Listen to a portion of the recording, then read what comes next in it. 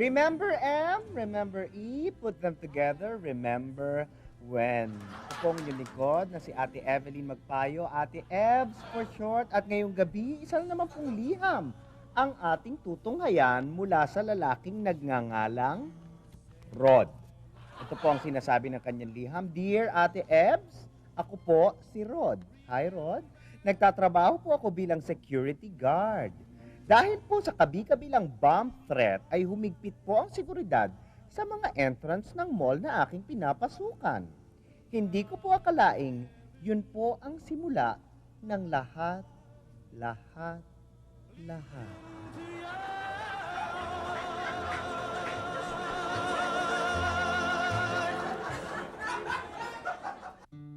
Po, sir. Sir, dito po. Pag po ba?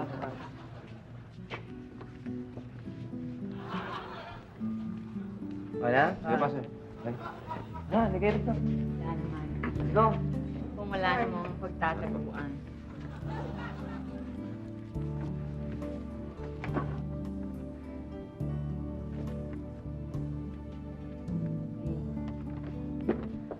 Ay, grabe.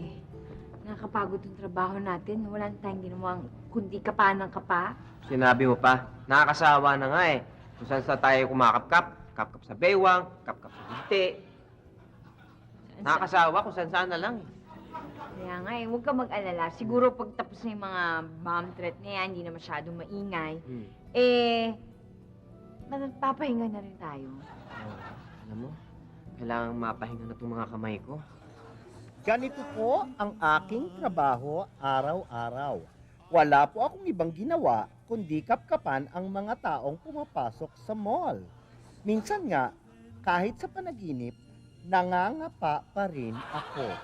Ngunit sa kabila ng aking nakakasawang trabaho, ay may napansin ako. May nag-iiba sa aking pagkatao.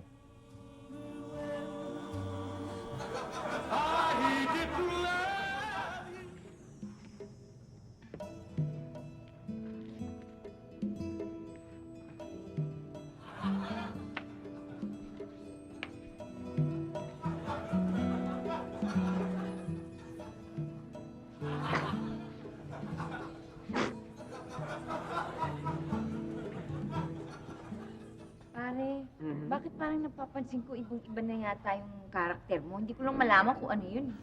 Kaya, gaya pa rin ako nung dati. Walang nagbago sa akin. Ganun pa rin ako.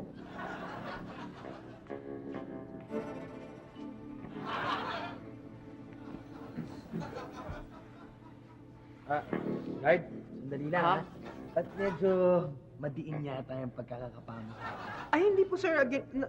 Ginagawa ko lang po ang trabaho ko. Kasi baka meron kayong tinatago. Teka lang, ha? Medyo lang nakikita mo nakafit yung pantalong ko at medyo nakafit yung sando ko. Bakla ka ba? Sir, hindi ako bakla. Ano ba kayo, sir? Nagkaguluhan to? Nagkaguluhan to? Sir? Ha? Sir, kinakapkapan ko lang. Ito kasing gwardyang to, yung Boss, stop ka rin po. Sale, bakit ba hindi mo nalang papasukin tong taon to? Nakita mo naman suot, sandong masikip, pantalon na masikip. Siguro naman wala na may lalagay sa katawan niya. Sir, hindi. Kinakapkapan ko lang. Sandali, ba't yung kinakapkapan mo? Hindi. Guys, Tingnan mo. Kinakapkapan ko Oh, kayo. oh, Ay, kinakapkapan ko na rin ang sarili ko. Anak ko, ano ba nangyayari sa akin? Hindi ko makontrol ang aking sarili. Problema. Bakit ganoon? At ganon na nga po ang nangyari. Para po akong naadik sa kapa. Hindi na po tumitigil ang aking mga kamay sa pangangapa.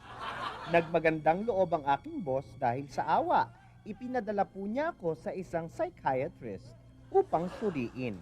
Pero sa tuwing tatanungin ako, nangangapa ako ng sagot. Katunayan, ang sulat na ito ay sinulat ng aking mga paa. Sana po ay matulungan nyo ang katulad ko. Maraming salamat po, gumagalang Rod.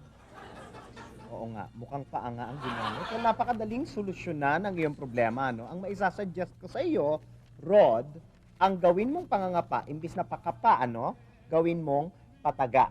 Parang nangangarate. I'm sure maraming magpapakapa sa iyo dahil parang minamasahe mo sila. Well, yan na po ang oras natin ngayong gabi. Ito pong muli ang inyong lingkod na si Ate Ebs para sa Remember M, Remember E, put them together, remember when. Simulan.